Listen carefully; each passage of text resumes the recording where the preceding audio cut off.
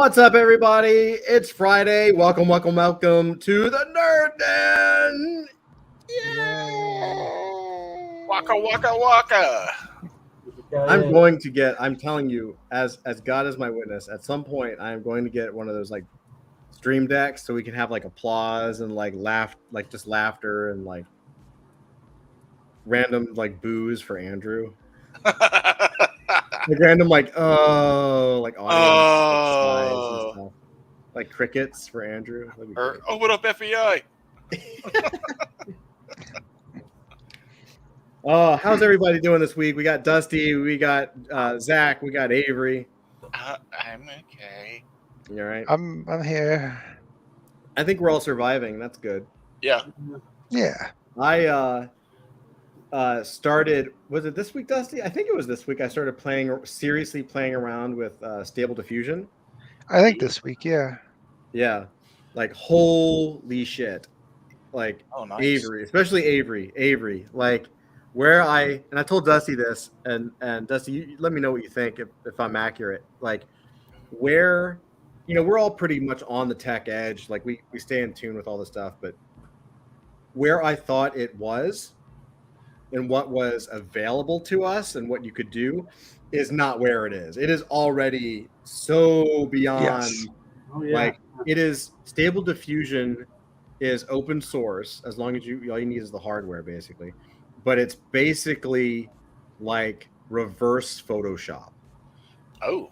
It's Photoshop, but it generates the image, and then you can edit it like Photoshop, more or less.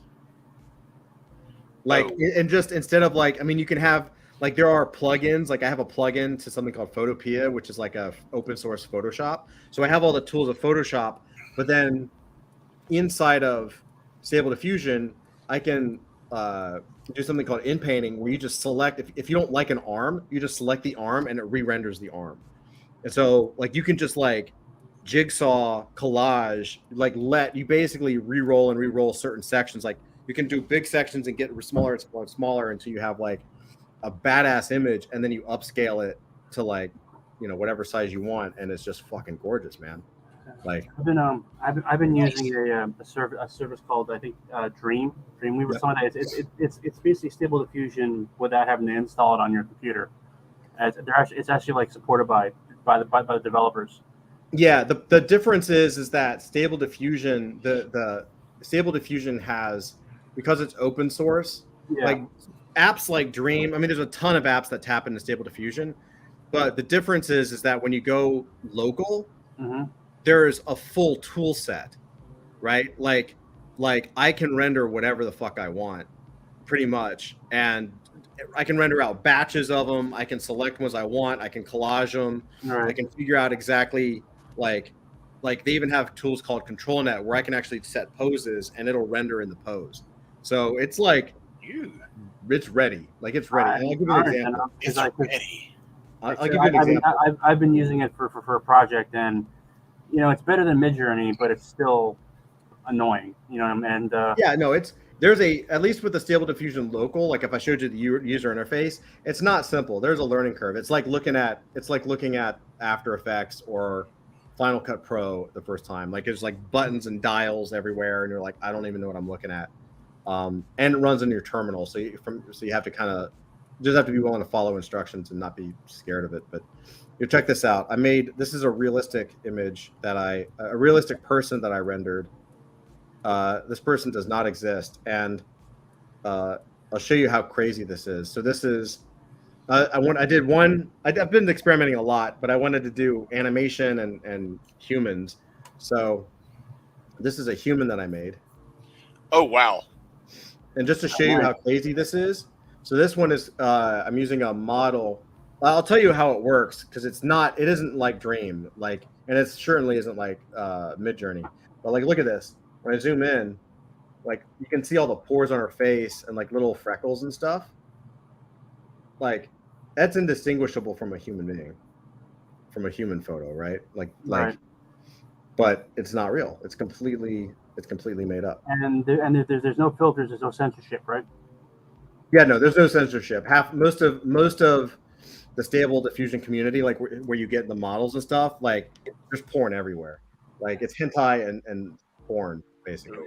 But there's a lot of but there's like people doing animation, comics. Like it's you can do what you want, but you know it's like anything. Like the first use of new technology happens to be pornography. But so check this. I'll show you one more. So this was an anime render, and this is like I said, it's going to look kind of Midjourney-y, but it, like when you realize if you saw the process that I went through to get this, you realize how much like the computer didn't just spit this out. Like I edited this like I would edit an image in Photoshop, basically, and ended up getting this image.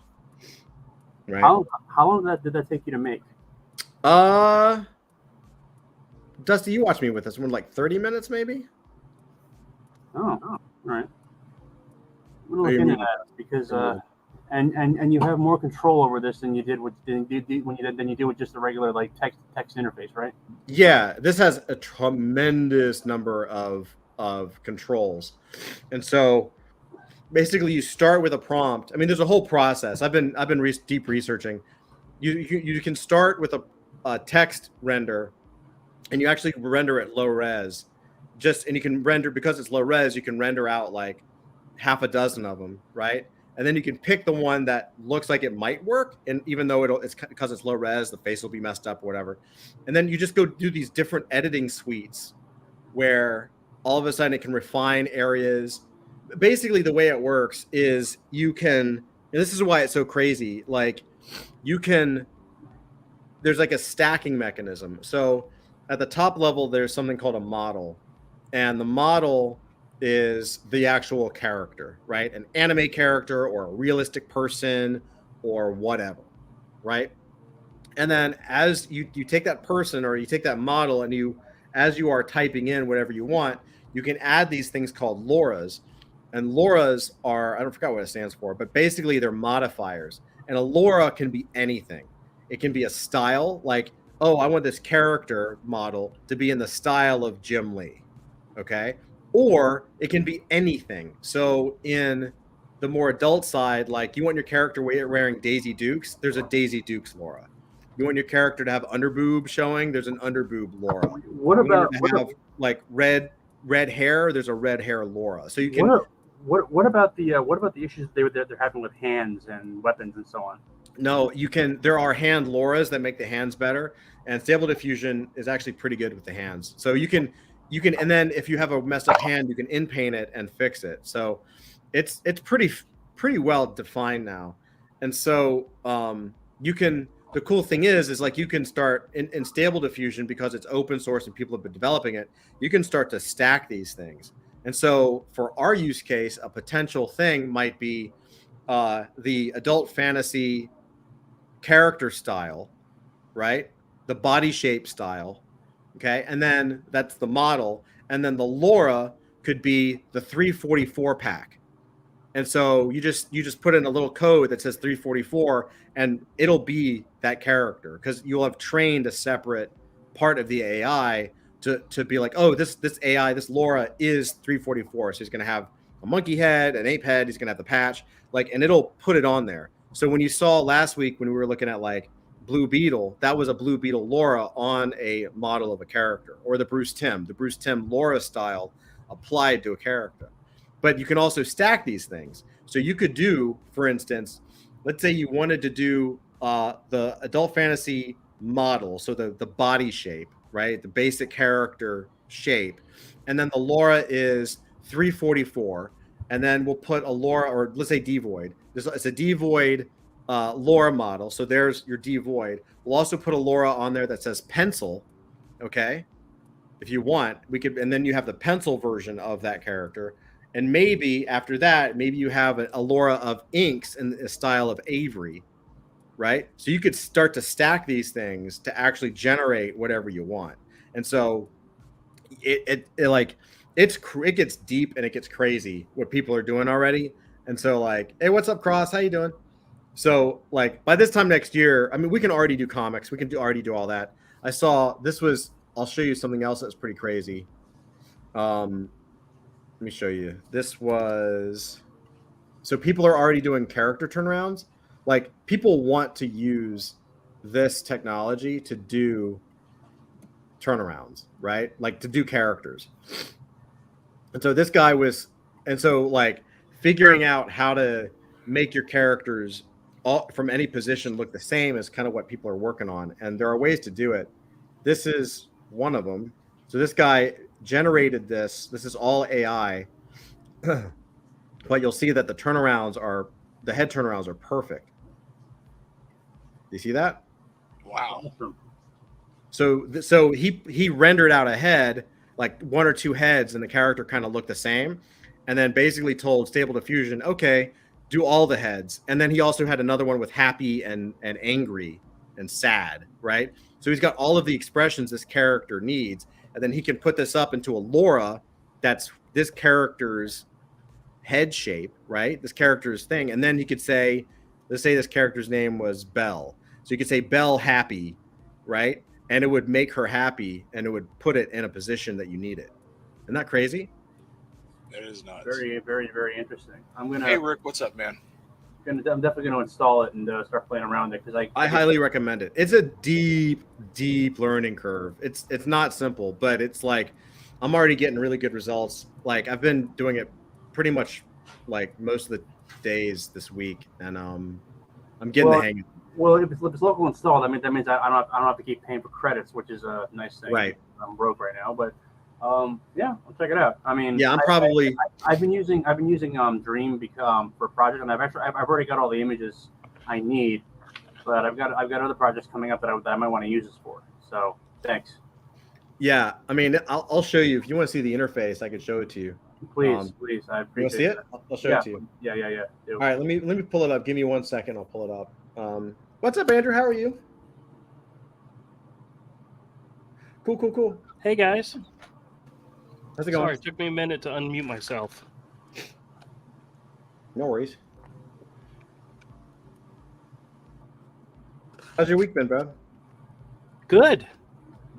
Another one down, 31 more Fridays to go. I told my daughter that I'm counting down the Fridays, and she said, well, how many is there left? And last week it was 32. And she said, wait a minute. Your last day is going to be the week after my wedding. And I said, yes. She says, that means there's only 31 Fridays till my wedding. And she was like, oh my God. Like, yeah. It doesn't seem That's like crazy. a long time, but it really, not really. When's her wedding again? The end of April 20 something or other. So quick. Yeah, it's coming up so quick. Yes. And then after that, party. All right, so I'm going to show you this real quick, and then I actually have some good questions for you guys tonight because now that I know what's possible, we have some fun, old school nerd den questions that actually we can possibly apply to Stable Diffusion at a later point in time. So this is the interface of Stable Diffusion. This is the local. It's called Automatic 1111. Are you sharing something? Because we don't see anything. Okay, there you go. Good boy. So this is the main interface, right? And so you've got your texting up here, and basically, what's that? Hold on. Rick said last Friday for what? He's quitting his day job. Rick. That's right. Next year. And moving to Canada. Just kidding. That's not happening. Why would you move to Canada? I know Canada's beautiful. It's fine. All right, so check this out. So what's different about it's not Midjourney, right? So you've got your prompt, but then you also have an area for a negative prompt. And so a negative prompt is like the stuff you don't want. And there are extensions that can populate this. And the stuff you don't want is like you might not want, like, and not safe for work, right? Or missing fingers or missing toes or deformed heads, like that kind of stuff. You can tell it what you don't want, and it will do its best to not do those things. And then you have different samplers, and I'm just starting to play with some of these. Most people use like one or two. And so as you tell it what you want, you can set up a batch count or a batch size per each. You can set up your width and height, and you want to do like keep it low quality on this generation because you're basically rendering sketches at this stage. Like it goes through phases. There's like 3 or 4 phases, like baking a cake. And a lot of that's because of processing speed. And then you can have a seed. There's a seed number in here. Like if there's something online, another image or something that you really like, you can put the seed in there and then have like it'll like do its best to reference that. And then you can move it to image, and you move that image in here. And from here, you actually can start to upsize it and scale it to really refine details. And then you move it into InPaint, and InPaint allows you to, it's like Photoshop. So you select what parts work and what parts don't work, and you can regenerate just that part, like just that arm, just that leg, whatever, and keep doing it until you get something that actually looks good. So if you have a hand that's jacked up, you just keep re-rolling. You just select the hand and just keep re-rolling the hand until it works. And then finally, you move it into this thing called extras, and you export it, right? And so, but then you also have this thing over here, Open Pose Editor, so you can actually pose characters, and it'll actually you can pose characters. And this isn't just like extended to moving this guy around. And to be honest, I haven't had a chance to mess with these guys yet. But you can also, like, in image to image, you actually can upload sketches. So if you did a thumbnail sketch of someone punching, and your prompt said somebody punching, it would render that, or it would do its best to render that, right?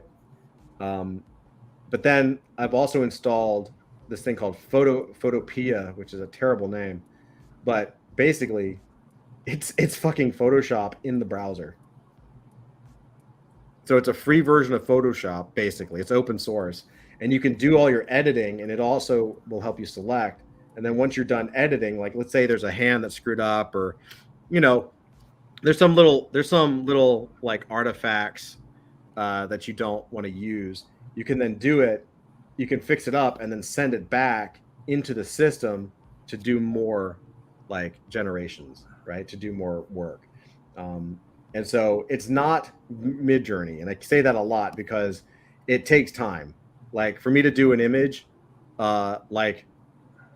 could do a demo, but we probably wouldn't it probably would take the entire time to get a full, like a couple of really good images out of it, because you're really sitting there editing and tweaking and like kind of fucking with it, right? So it's definitely an art form. It's absolutely, like, anyone that says like, oh, it's just you rendering and stealing or whatever, it's like, I mean, if maybe Mid-Journey, if you don't have any controls, you're just getting what you get.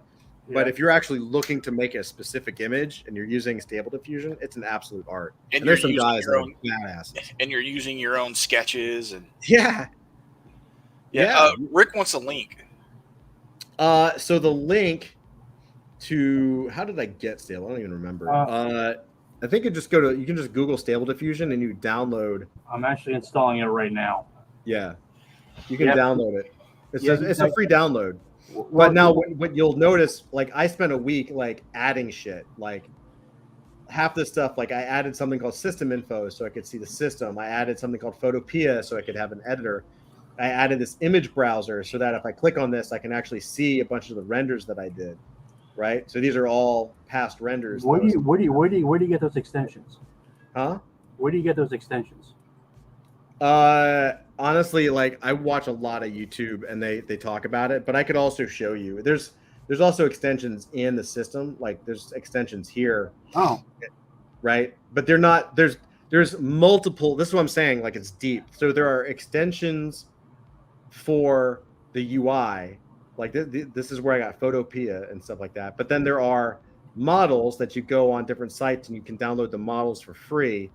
And then there are different LoRa's. Like if I go to text image and I go to LoRa, these are all different LoRa's. I got to add images for previews, but these are all different character types. So here's a hands one. Here's an epic realism one.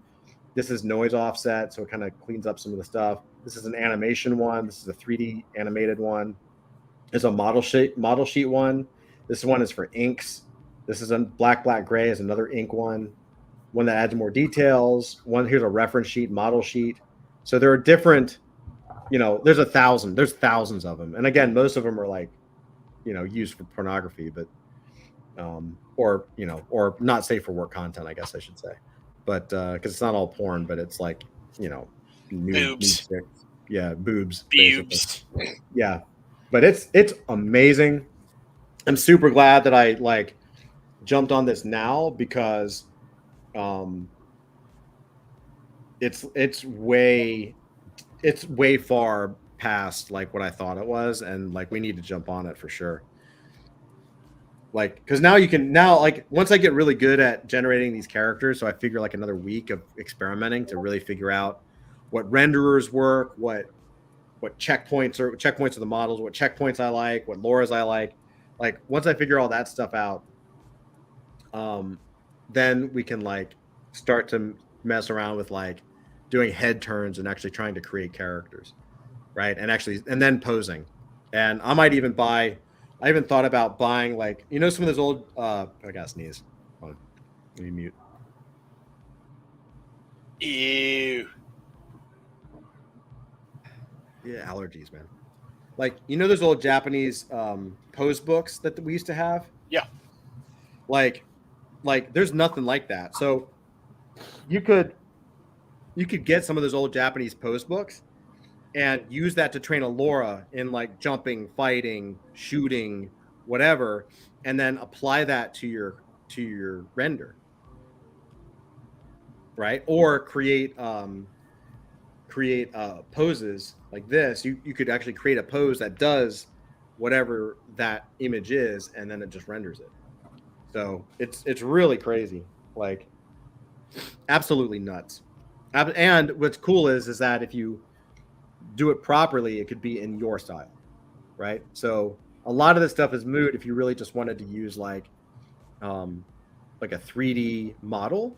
You know what I mean? Like plenty of poser images or something in Clip Studio Pro or whatever. Clip Studio has it. Like you can actually pose a model, but then you're still drawing it, which is fine. I mean, we have the ability to do that, but I'm actually really excited for like heads and close-ups and dialogue shots. You know what I mean? Yeah. Because like getting the pose is not that hard nowadays, but like just like throwing the head in there and like then you can just go straight to pencil or straight to ink. Like it's gonna be crazy. So this is very exciting. So yeah, I mean, if you want to see a demo, I could do a demo, but it gets a little slow when I'm streaming because it does run off of your CPU. It's really, really memory intensive. So it's gonna make eventually, if this keeps going, eventually I'm gonna have to get a PC, which sucks. But I'll end up having to get one of those like super coolant. Yeah, look at Dusty all smiling. Just so you know, I'm installing it right now. Yeah. I'm not gonna have time tomorrow to do it because I'm gonna be fishing tomorrow. But I'm definitely gonna take some time to like work on it because I used Midjourney. It worked semi okay. Mm-hmm. I did not have, but the problem is that again, the figuring out the restrictions on it just really kind of chafed. I used switched over to Dream. It's better, but there's still restrictions on it. I mean, yeah, they pop up in the weirdest ways. Plus, yeah, plus. I mean, it's still a text interface, and I'm still having trouble with like weird anatomy. And every time I try to create someone with a sword, he's always holding this like second weapon in his second hand. It looks like a broken spike. Yep. So, if this can help me, like literally generate the images I'm seeing. Yep. Because, I mean, I've got a project in mind, and where I want to combine, like AI writing and, AI images, to tell a story that's kind of buzzing around in my head. Yep. But I mean, you can totally do it, man. Like it gets really deep, which is like, I'm at the point now, and one of the things I would love to do tonight, and Cross wants a demo, so we can do a demo. But like, I'm at the point now where I'm like, oh shit, like this is so big. It's like, I could take like, what if you had your style, but you wanted your page composition to be in the style of Dave Gibbons' Watchmen, right? Like you could, if you blocked it out, I'm trying to think of how you would do it. Like maybe if you blocked it out in black and white shapes, you probably could have Stable Diffusion compose your shots like Dave Gibbons or Alex Toth or Mike Mignola, or without their style, right? Just like your characters with with appropriate shadows in the right way. It's batshit, man. It's absolutely, and this is like not even the most advanced like this. So it's moving so fast that I downloaded Automatic 1111. I'm using model 1.5 or whatever. They're already beyond that, but I don't know if I can do that on my machine. And they have something called Comfy UI, which I'll show you really quick. I will eventually get into this, but I can't right now because I need to learn. Like, I just need to kind of learn a little more. But Comfy UI is basically, let me get the image here. I want you to link to the site. That's weird. Basically, Comfy UI is like the next version of the way this stuff is going to be, and it's more or less. Why won't you? Yeah, visit. There we go. I'll show you what this interface looks like. So this is where sort of the pros are going, is something like this. So it's node based. So it's like Automatic 1111 is like playing with a toy, and Comfy UI is like having a massive like audio machine. But basically, it looks like this, right? So you're connecting nodes to generate your image, and the reason you want to do that is because then you can infinitely stack. You're not limited by like just a interface, right? So yeah, it looks crazy complicated, but it really just does the same thing that it just does the same basic thing that the one you're downloading, Zach, the one that I have that I just showed you. It's the same thing. It's just laid out in a different way and allows you to add in more and more and more and more. Whereas there's a limitation on what you can do inside of Automatic 1111 just because it's a user interface, right? But it's crazy what you can do with this shit. Like, so this is kind of the future where you're going to have like, it actually ends up looking like when Flint shows us Unity, right? Like 3D applications where you're stacking nodes, right? And kind of plugging things into each other. It ends up looking kind of like this. So it looks complicated, but once you kind of understand that there's a workflow that you have to go through and you know how everything sets up, then it's actually not too bad. And so that's kind of why I'm learning it like this. It's the same thing.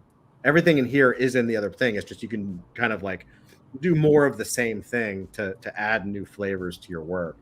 But yeah, we can do you want to do a demo, like try it out? Yeah. All right, so I'm just gonna do a test prompt. I have one. So that's like a space girl, right? So this is the other difference is like unlike Midjourney, like Midjourney does better when it's fewer words, right? Like if you add a shit ton of stuff in Midjourney, it just ignores most of it. But with Stable Diffusion, and it kind of depends on the model, but for the most part, you can add like a ton of shit in there and it kind of reads it all, right? It'll still drop things, but it's not nearly as bad as you would think. Like it's pretty good. So there's my my prompt of what I want, and it's going to be point of view from side, one girl, cowboy shot, sitting, legs crossed, stay for work, space station, mecha, evil grin, remote in hand, pressing button, big exploding space station in background with some weights. And then I have a noise offset that I like that seems to do really well. So that's the prompt. And then the negative thing is kind of stock. Like there's negative prompts that you can get anywhere. So I just found some bodies and put it in. And it's like, what I don't want is I don't want it to be not safe for work. I don't want errors or logos or missing fingers or extra digits or fewer digits or cross eyes. I just kind of give it a whole bunch of shit that I don't want it to have. And then what I'm going to do is for the sampling method, I'm going to use something called Euler A. And it says people pronounce it Euler, but I met the guy who does a project called Euler Beats. And I believe it's a mathematician, I think, and his name is pronounced Euler. So anyway, so I use Euler A because it's like a quick one it uses less memory and it's kind of fast usually. And you're basically right now what you're doing is you're kind of figuring out a recipe and you're figuring out like what image you want to use. You're sketching. This is a sketch phase. And so then I'm going to move sampling steps. Sampling is basically like the number of times it kind of goes over the thing. And usually 20 to 30 is like the best. So maybe let's do 25. There's a whole bunch of other stuff in here, like high-res fixes and refiners and detailers and a control net if I wanted to try to do posing from here. I'm not going to do that in this just because that's not the kind of the system I'm playing. That's what I did for that photorealistic thing. But for this one, I just want to play with it. And then for the width, let's do a height of 768 is kind of the max you can do at this size. And I actually want, well, I don't want the width to be that big. I want the width to be like 5. We do 512, right? Do 512. Yeah, that's it. Oh, there it is. Width is 512. It wants me to do opposite. I don't want to do that. Let's do 512 by 768. Because that's 2 to 3, whatever. And then we'll do a batch size. So basically a batch size is it's going to make a batch of different images. I've seen people do like 8 and more. My computer, even though I have a Mac M1, I can't do more than 4. Like if I do 8, it just won't work. And then I could put a seed in there if I wanted to reference something, but like let's just kind of see what happens. So I'm going to generate, and you're not going to see anything in here. I turned off live previews so that it would speed up a little bit, but there's a progress bar, and I'm actually looking at my terminal so I can see that it's starting. It's 0%. It'll take a minute. Like I said, it's not Midjourney, and we are live streaming, so hopefully this won't hopefully it won't take like 40 minutes. Like when I'm just using it, this phase is actually pretty quick, but you know we'll come back during our conversation. It's already at 4% of my thing, so there you're going to start to see the progress bar. So yeah, it's going to take a few minutes. So anyway, Okay. while that's going, we'll hit the next phase when this loads. But like, how are you guys? Andrew, how was your week, man? Not too bad. Not too bad. What's new in the world of comic shop ownership? Well, I went to another show this morning actually, and bought two small boxes full of comics. I have 26 more slabbed comics on their way to me, which for some reason I just can't stop. Nice. And I've got like 10 of them, 10 new ones sitting next to me. So I have a video that I'm making actually showing off the new racks that I built in the store, like a one wall. It's like just nothing but slabbed comics. And now I've already gotten more than I can fit on there, so I'm gonna have to think of something else in order to display them all. All right. Isn't that a horrible thing? They have to have more room. You just need to get a second store. Store dedicated just to graded comics. Yeah, second location. I approve this. Yep. Cool. Do you have any comics to show tonight or not? Not really. I got slab books I can show. I got the 10 down here I could show you. Yeah, sure. Whatever. And I do have a question. I do have a question too. Like, I'm very curious now that we can play with this. I'm very curious to play some of our old nerd games, like Nerd Den games. But now, there's an ability to actually apply it. So,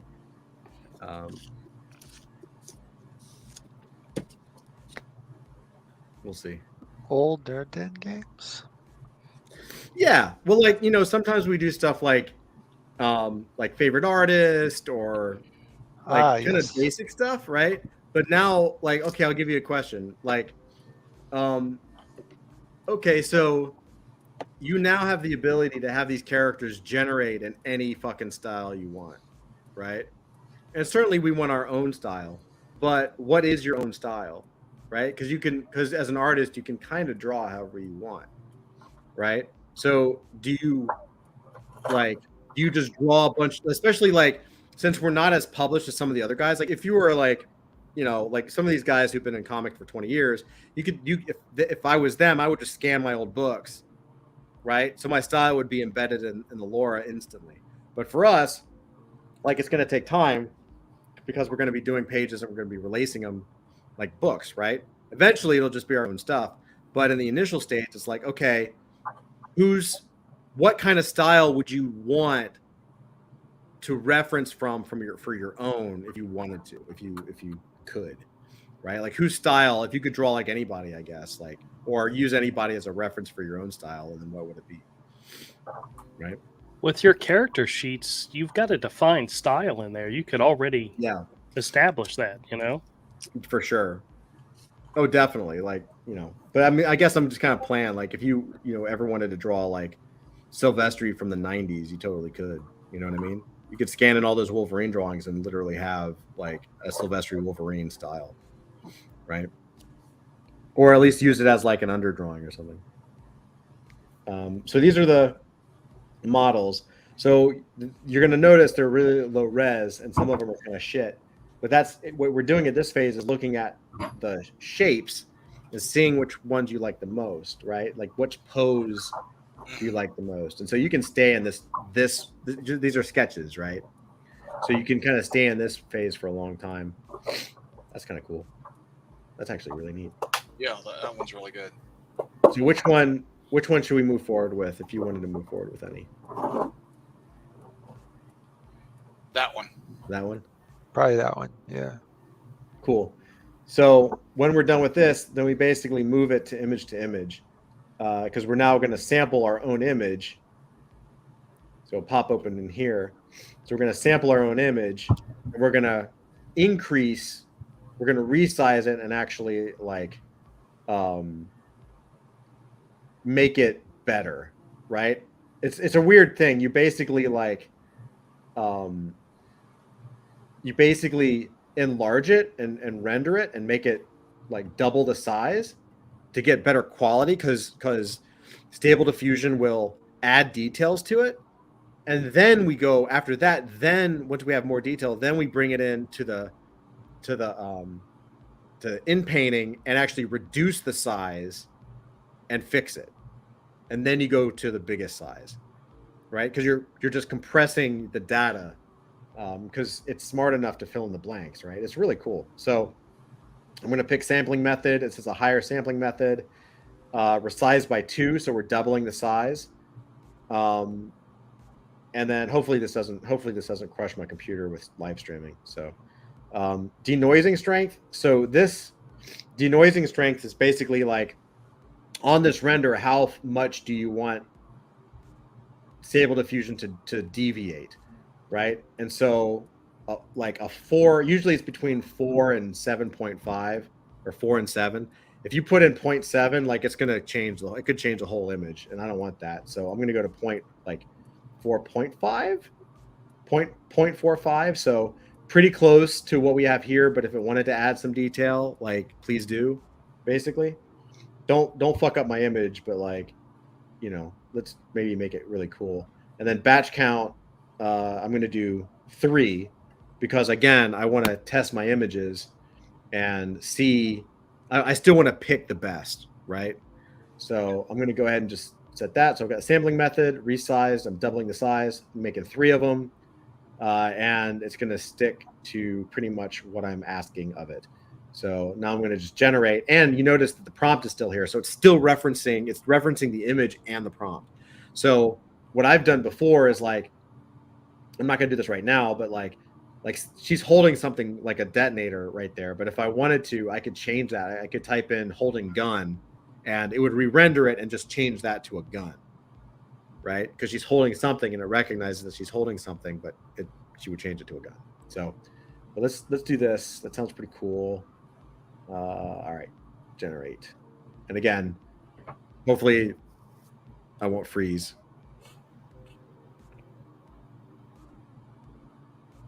Yeah, it's gonna fuck my computer up.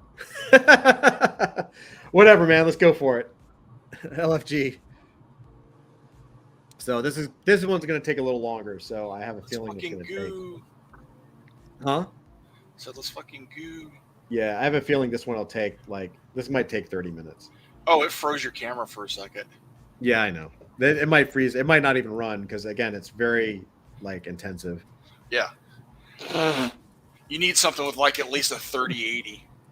Well, yeah, I mean, it's the NVIDIA cards. And I can do it. I've been running them pretty well on my Mac, but I also have to shut everything down and only have it running. You know what I mean? This is just going to get me to actually get my computer running. My other computer, because it's got a 3080 in it. Yeah.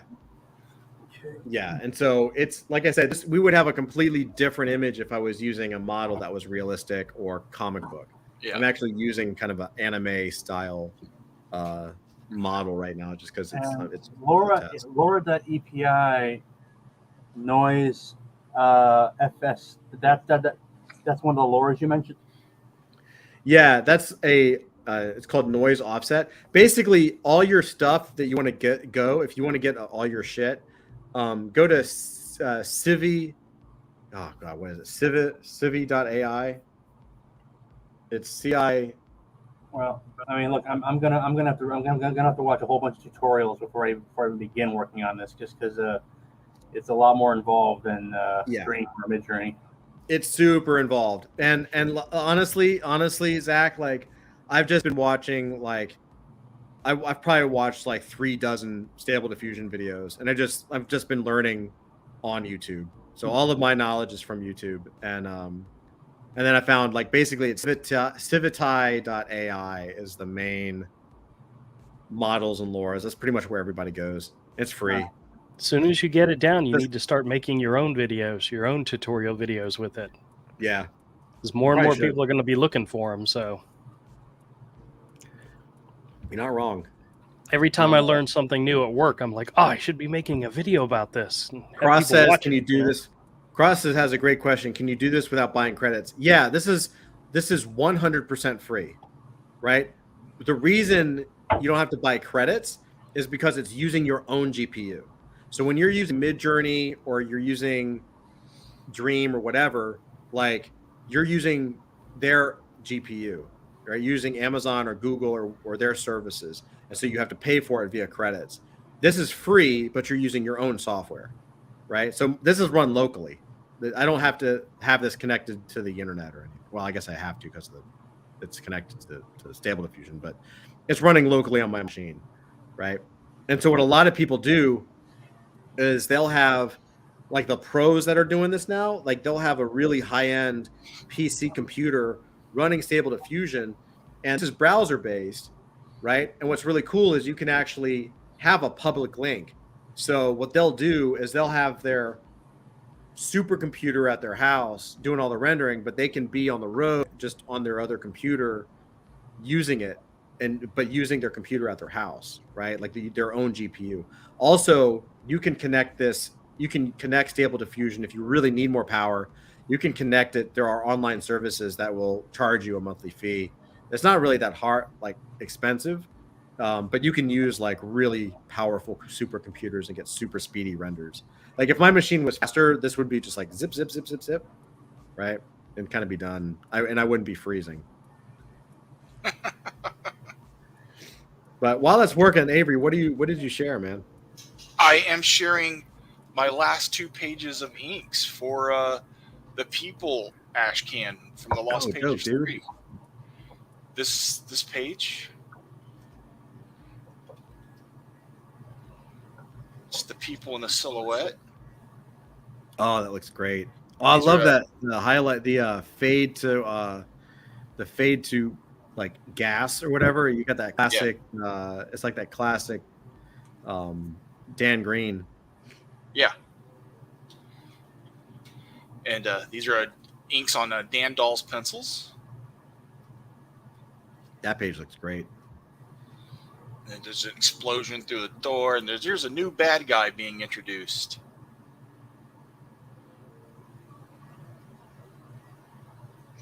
That looks awesome, man. Yeah, that's awesome. Yeah, I like inking. I like inking Dandal, dude. It's fun, man. Yeah, I can tell you're like having fun with it.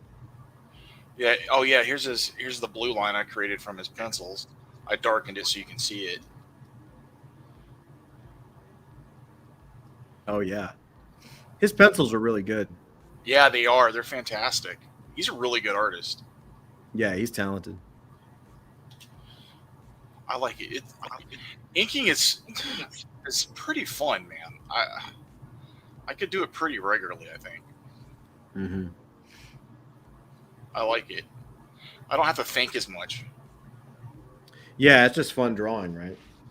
Yeah. Because like when you have to do the penciling, like I enjoy penciling, inking, and coloring my own stuff. I do, but it's a massive amount of work. Mm-hmm. And when you have to do it on any kind of a schedule, it actually can burn you out fast.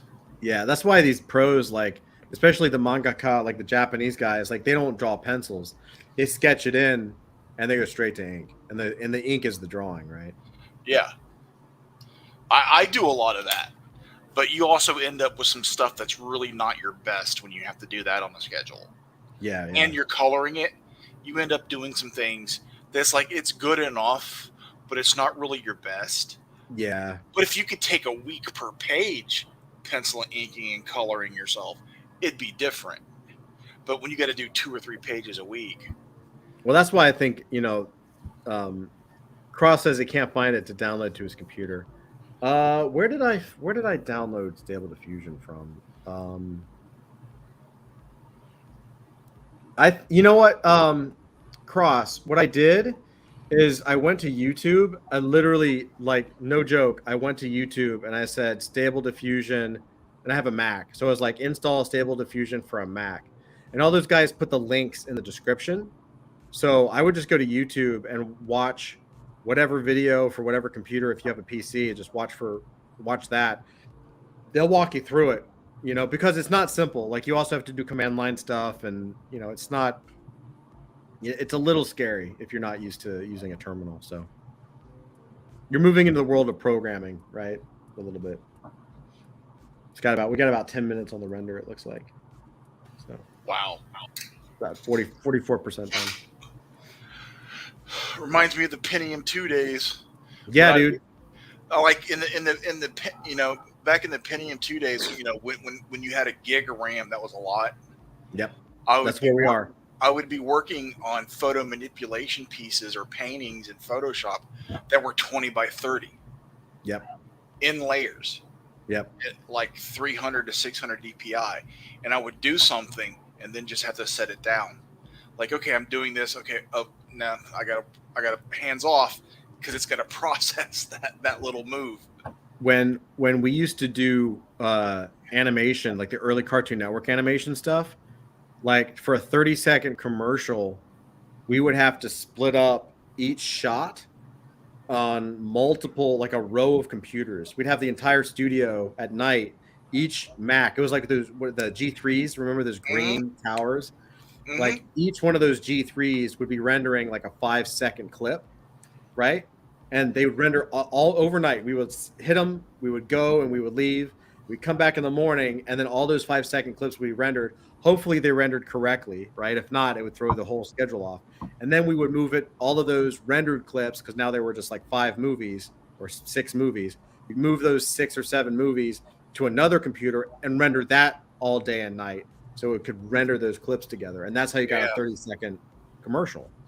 Mm-hmm. You had to render. We would just set up a render farm, right? And it's kind of the same thing. You're right. Like now it's just like, well, you don't actually like. If I really wanted to get super speed with this, I could hook it up to like Google, or there's a few online places that will give you the processing power. They rent out the processing power, but I don't really need that yet. Like I'm not going to pay for it yet until I know what I'm doing, and then maybe if we're really going into production on a serious level, then it might be worth it, because I don't think it'd be more than a few bucks a month. Yeah, because we'd mainly use this for scut work. Yeah. Because I still want originals. Yeah, me too. But like, I think this is the way to But do the layout of this the page. You know. Oh yeah, this would make this would make taking thumbnails into finished break, to breakdowns, Yeah. so we could just start inking much faster. Right. That little thumbnail that we normally do, that we didn't have to blow up and then redraw, it would take care of that phase. What you would do is you would take each little thumbnail from each panel and scan it in, and just do this and have it render out dozens of shots until you found the one you wanted, or that was good enough as an idea, not as a finished drawing, but as an idea to like for the angle and the perspective and all that. You know? Yeah, that's a day, dude. That's a day's work. Yeah. Yeah. That's why I saw this, and I was telling Dusty, I've been screaming at Dusty all week about how amazing this is. Yeah, that's easily half a day's work. Yeah. Something a little bit of a sidebar, but something that I found really fascinating with all of this is I've been picking up on a lot of chatter on Twitter of people trying to bulk buy crypto mining rigs for AI processing power. So there's going to be a little bit of a conflict in the near future over really. Yeah, over who gets processing power. Well, there's a shortage of GPUs right now because because most of them, like a lot of them, were made in China. A lot of them are coming from Taiwan, and with all that's happening in the world, it's if you got a stockpile of graphic cards, you can make yourself some money. Yeah, I think people who want to be like graphic card dealers, like straight up just graphic card dealers, I think that's like a multi-million-dollar business. Well, part of the trouble also is because thanks to the great crypto crash of the last year or so, a lot of people who were banking on making their fortune in Bitcoin and whatnot. I mean, it's still hovering around 26K, so it's not going anywhere, really. Yeah. So AI is going to be the next gold rush. And, it's just going to be huge. Between this and crypto and ChatGPT, it's like I don't even know where we are anymore. Well, I just from a creative, just from the standpoint of a creative, mm-hmm. I really feel like we're standing in when we look back on it, when all of us are old men and Dusty's merely middle aged. Yes, another age joke, Dusty. Get used to it. Look at it this way, when you're like a Silicon Valley, well, you're probably in California at that point, but when you're a billionaire in like 20 years from now, and we can all say we knew you, and then sell you out to the tabloids. But anyway, hey, I'm gonna be right back. I'm gonna go say goodnight to the parents. The thing is, okay, all right. But the thing is that the way I see it as a creative, we're looking at. I mean, I have a feeling that we're kind of standing on it. When we look back, when I realize this is the point where the process of actually writing something and creating something changed, because it used to be that you were a writer and you were an artist. You were like, what they used to call a wrist back in the days.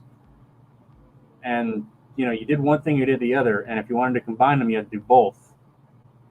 But now all these new tools, and being a writer, it's not easy. I mean, sitting down and actually writing a book, it's hard work. I mean, you're literally like sitting there, and you have to like take what's in your head and like literally like tap it on a keyboard or scribble it out on a pen. But now these new tools, you can have the germ of an idea, punch in the parameters, and you got a story.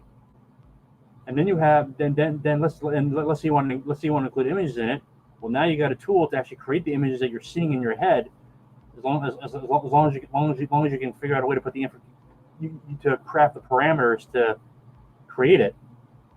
So what used to be like, so for just from a workflow standpoint, like the actual process of, well, like a novel I'm serializing right now on spiritheaven.com, on shameless plug. That took me 13 years to write on and off. And I was doing maybe like at one point like 500 words a day. and this is like a 230,000 word epic. So you can imagine how long that took. And it's like you have to figure out every single word. Where does it go? How does it sound? Then you have to go back in there and edit it and copy edit it and get out all the typos and think, okay, does this really work, and so on and so forth. Well, think now with these new tools, you combine them, you're basically eliminating about 2 or 3 steps of the process. So, I mean, it's going to change things. I mean, is it going to destroy the process of novel writing or the process of creating a comic book? No. I mean, it'll make things easier. But on the other hand, I think if you're someone who has a very distinct writing style, you might have some trouble with that, because the AI may not work with it, or it might. I mean, you'll be able to train it in the future. You'll be able to train it. Well, here's the thing though. Like, if you have your own really distinct writing style and you train the AI to use it, and it writes something in a way that you would have written if you did it the old-fashioned way, manually.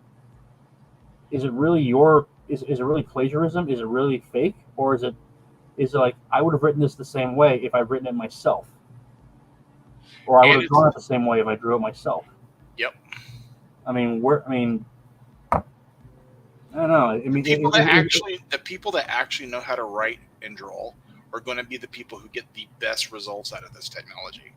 Well, that's the thing, because I've got, I don't know, like almost 1 million words worth of writing samples I can use, and with pseudo-write, I think I showed you guys this a few weeks ago. You can actually plug in your own writing style. Yeah. And then it'll condense it down, and it's still really, really like chunky.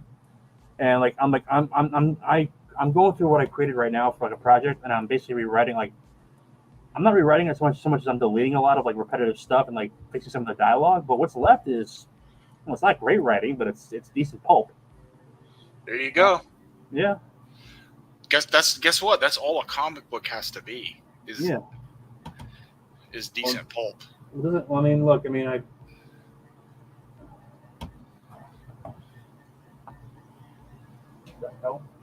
right. Well, we'll see, I guess.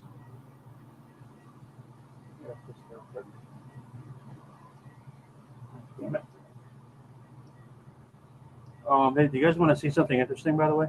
What's that? While we're waiting for Todd to get back.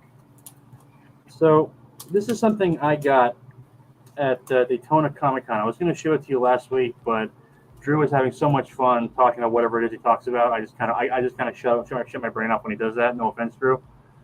That's all right. I know what you're going to share, so I'm okay with that. Yeah. So. Ooh. Got it for $5. I have not read it yet. This is literally the first time I'm seeing it. It's like one of the old Masters of the Universe mini comics. Oh yeah, is that drawn by Bruce Timm? No idea. Because I know he drew some of those, didn't he? Possibly. Yeah, he did, but I'm not sure if he drew those. Is that one of the ones that came with the figures? Yep. There was a guy selling it on a table. It was the only one. Oh, cool. Yeah, let's see who drew it. Writer Gary Cohn. Penciler Mark Teixeira. Okay. Texiera, yeah. Oh wow, yeah. Mark Teixeira, wow. Isn't that awesome? He did a lot of that toy stuff back in the day. Oh man, that's cool. Sectors and a whole bunch of those. Yeah. That's awesome. I was reading about if you go watching on Netflix, if you go to there's a show called like The Toys That Made Us, and the episode they have about the Transformers. Yep. I mean, the guy they had who wrote the original comics, I forget his name. He was Chinese or Japanese, I forget which one. But he was working on, I think he was working at Marvel at the time. And he said point blank, no one took you seriously if you worked on toys, on toy related stuff, because it was seen as like less.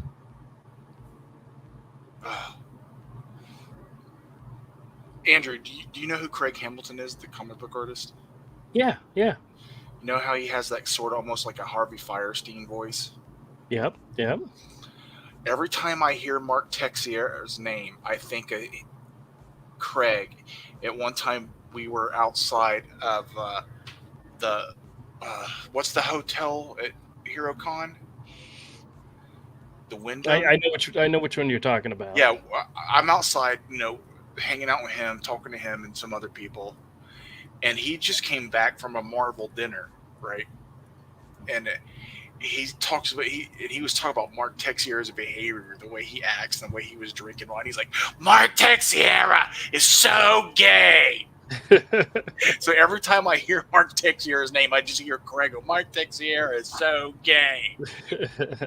Now, I told you my tech story, right?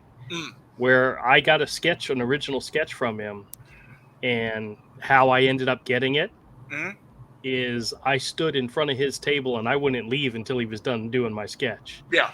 Because he is very much a social butterfly. He chit-chats with everybody that comes by. Friendly. He's a friendly he's guy. very friendly, especially when... He was always friendly every time I ever met him. Especially when a nice, hot lady comes by. He's very friendly. So, I don't know if he's married, but he sure was a flirt. Yeah, it's harmless. I know.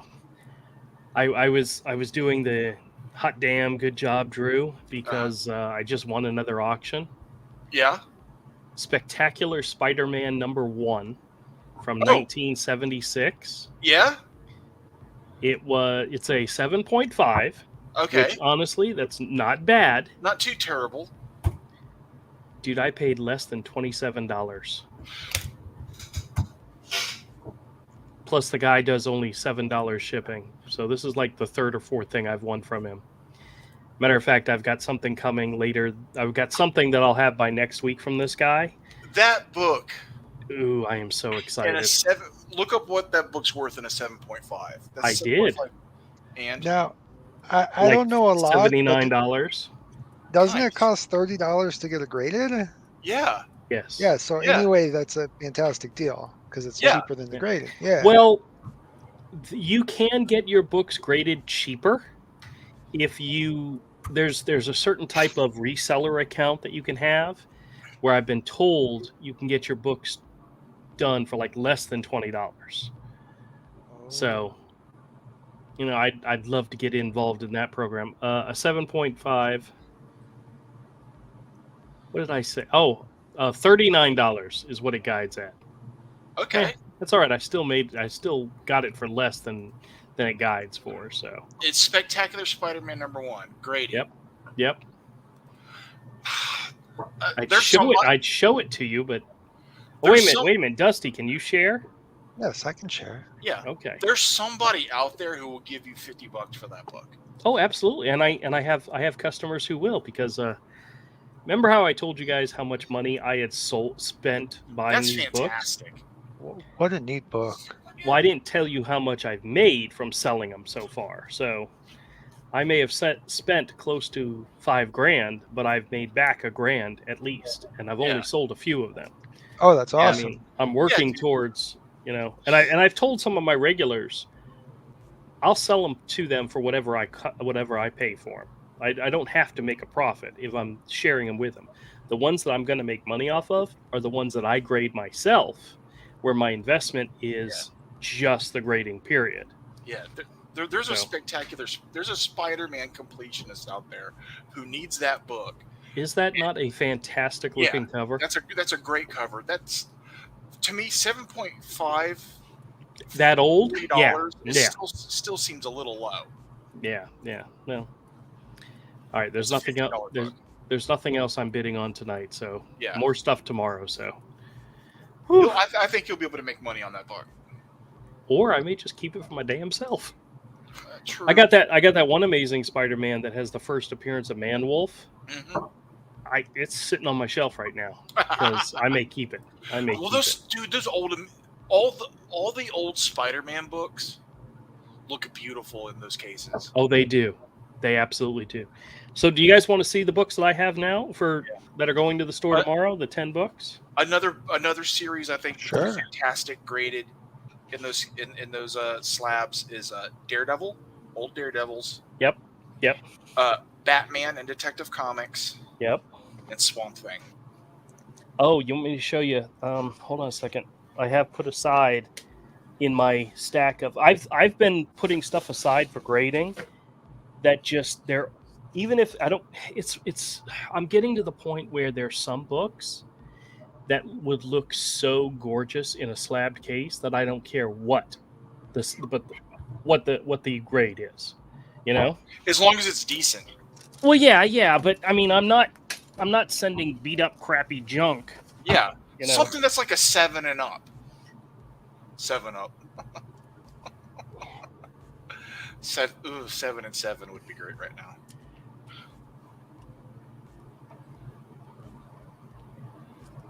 Avery, this is one I got recently that I've had a dozen times. Oh, okay. But I want it graded. I want it graded just for my collection. Okay. Do you have another copy? No, not currently. Well, I might. Have to. I'll have to check. Because that's one of the books we've been looking for to send to Dusty. Well, then I can't grade it. Then you can still grade a copy. You find that book all the time. Yeah, I do. Just keep an eye out. You know what other one I'd like to have graded? That's kind of from the same era. Is Excalibur #1. Sure. Yeah, dude.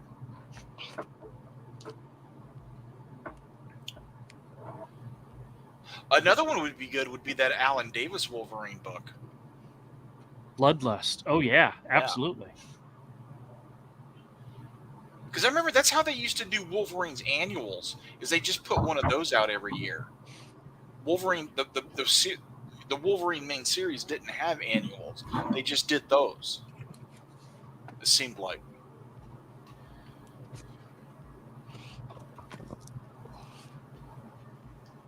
Are you guys able to see my ass right now that I got it sticking up in the air? Unfortunately. Yeah, I'm so sorry, guys. Oh. Sorry. Are you a girdle? No, it's a back brace. Oh. How does that work for you? It's been doing very good for me. It keeps me from doing something stupid. And that's a wonderful thing. Because I do stupid things all the time. All right.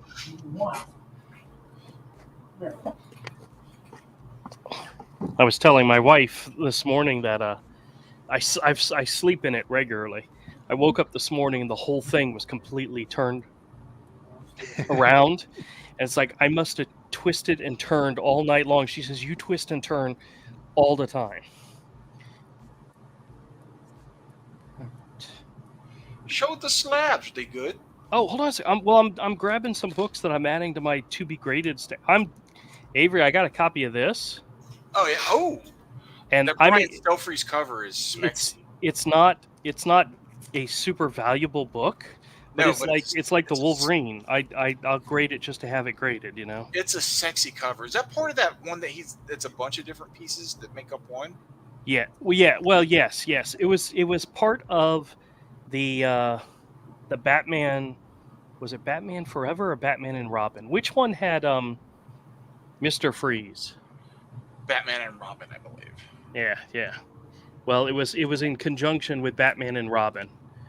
Yeah, but that Batgirl cover is hot, dude. It's awesome. It's so good. Stelfreeze is one of the best painters in comics. You know what's so sad is he lived in our town, and I missed out on meeting him on a couple of occasions when he was doing appearances here in town.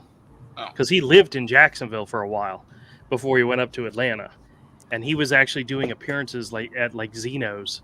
And when I heard about it, I was like, I don't know who that guy is. I'm not going to go out of my way just to go to. That dude became one of the most incredible artists in the industry. Still is. He's a living legend. His paintings, his watercolors are so good. All right.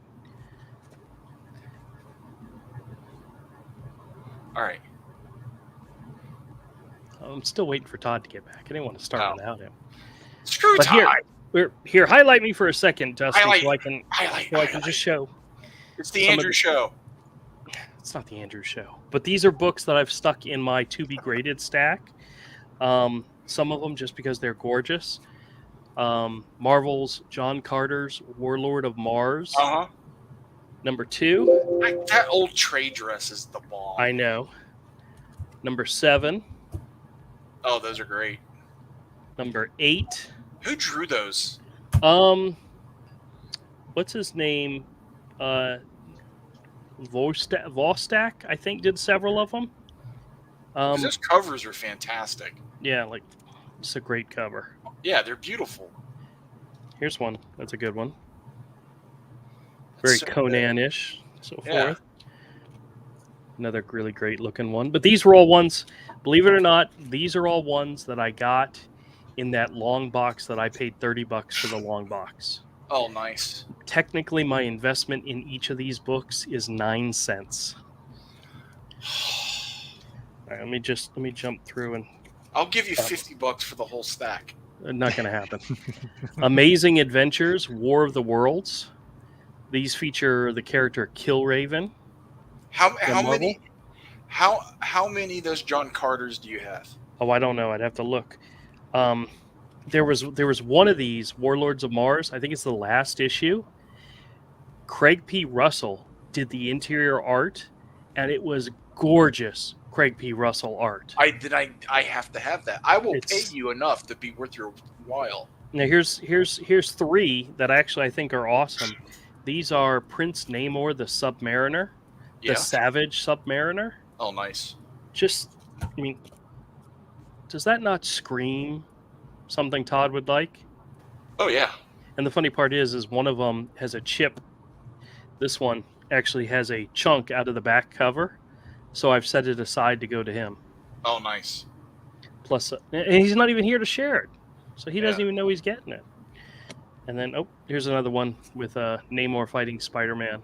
Oh, that's a great cover. I've seen that one before. Yep. Oh, here it is. This is it. This is the Amazing Adventures, issue number 39, War of the Worlds. It's Craig Russell. See, Craig, whatever. You know what I'm talking P. about. Craig Russell. He's an amazing Yes. art illustrator. And the interior. I'll show you some of this interior Oh, I'm sure it's fantastic. because it's him doing him. It's Yeah. not him like macking on another artist. It's him. Let me see it because he did like these chapter. That's not a great one. Like there was like 3 or 4 chapters in the story, and each chapter had a full page illustration like this. Yeah, those are killer. Yep. I mean, it's gorgeous artwork, and the whole book was like that. The whole book. Just nothing but great illustrations. These people, back in the day, this is from 1976. They were being exposed to gorgeous artwork, and they may or may not have known it. Oh yeah. Well, they may have known it, but if it was celebrated the way it should have been, there should have been more comics that look like this. Yeah. Instead of like what we get nowadays. Can't get here's comics that look like that now. here's some gold key issues, Avery, that I found that I just If you want comics that look like that now, you have to buy European comics. these are not very valuable books, Hmm. but these are actually really in great condition. I think in it maybe even 8.0s or higher. They're beautiful. But the gorgeous painted, and this is I've heard of this character, but I didn't know anything about him. Dagar the Invincible. This is actually issue number 1 Hmm. and issue number 2 from the Gold Key series, and these are in great condition. I don't Like know I said- anything about it, but it looks great. I'd want to see the interior. Love these painted covers from Gold Yeah, Key. they're great. And here's another one where he's riding what looks like a bear, but it could be a dog.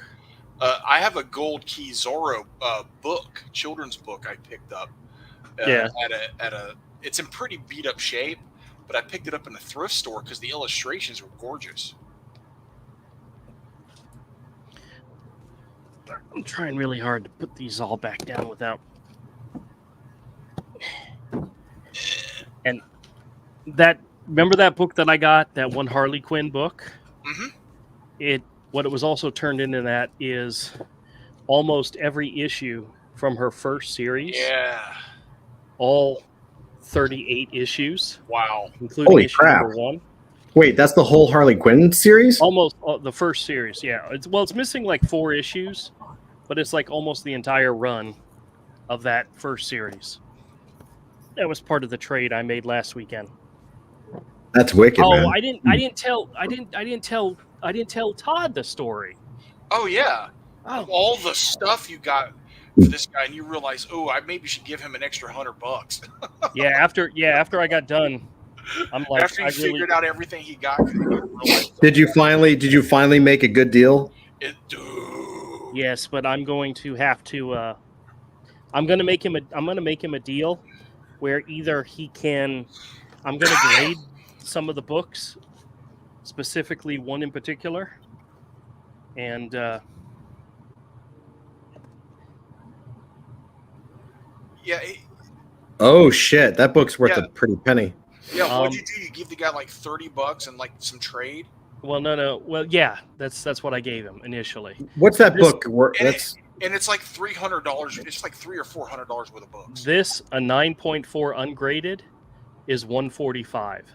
Wow. And this is in really great condition. So if I grade it, it may come back like a 9.2 or 9.4, maybe even a 9.6. Yeah, it's like a $200. It could be worth several $100. Well, then you made your money back. Well, no, I'm going to let him know, because I didn't realize this book was in the box he was giving me. And I don't know if he knew it was in that box. So it hurts, man. You gave me $100. I need to get $100 worth of books so I can put them in my quarter bin. No, he gave the guy like $30 and some trade, and there's like $400 worth of books. I consider that a win, bro. Yeah, but I want this guy to come back and bring me more stuff, and he's brought me stuff in the past. Why would he not? I'm gonna make him an even better deal when I see him. You're a good man, Charlie Brown. But you didn't do it on purpose, and there's other deals that you lose on, so it all evens out. That's right. Lose? Yeah. I don't lose. He just froze his collection, Dusty. Oh, I'm sorry. I never lose. What are you talking about? No. Yeah, you understand the comic shop is actually like his storage unit. Yes, the front. It's just a comic shop is collection. the front. It's actually just like his enlarged closet. Oh, that's sweet. Droids. This is Star Wars Droids. This is the Dark Horse Comics line. This is actually issue number 3 with a cover by Killian Plunkett. And is that not a gorgeous cover? And this is a 9.8, so it's really good. So very cool. And I missed out. The one that I missed out was Droids number 1. I missed out on that one. I believe that had a Dave Dorman cover. But this is issue number 6, a 9.6 copy of that. This is issue number 5, also a 9.6. Wow. And last but not least is issue number 4, also a 9.6. Well, that's wicked, man. So great looking books. The next one is a 9.8 copy of Grimm number 3, which I already have a 9.8 of Grimm number 1 in the store, so I'm kind of building to something here. Mm-hmm. But and this is one cover. This is one I bought not for the story, not for the characters, for the cover.